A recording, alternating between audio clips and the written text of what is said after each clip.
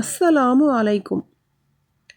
Usama பின் Zaid ரலியல்லாஹு அன்ஹு அவர்கள் கூறியதாவது: அல்லாஹ்வின் தூதர் ஸல்லல்லாஹு அலைஹி வஸல்லம் அவர்களிடம் அவர்களின் மகள் ஸைனப் ரலியல்லாஹு அன்ஹா அவர்களின் மகன் இறக்கும் தருவாயில் சுவாசிக்க முடியாமல் மூச்சு திணறிக் கொண்டிருந்த குழந்தை எடுத்து தரப்பட்டது. இற்றுப்போன பழைய தோல் துருதி போல் குழந்தையின் மார்பு ஏறி இறங்கியது.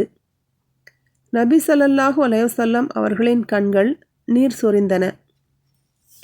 அப்போது, அல்லாஹ்வின் தூதரே, என்ன இது அழுகிறீர்கள் என சஅத் ரலியல்லாஹு அன்ஹு அவர்கள் கேட்டார்கள்.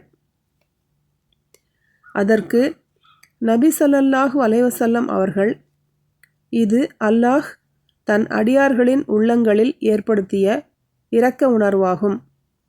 நிச்சயமாக அல்லாஹ் தன் அடியார்களில் இரக்கம் உடையவர்க்கே இரக்கம் காட்டுகிறான் என்றார்கள்.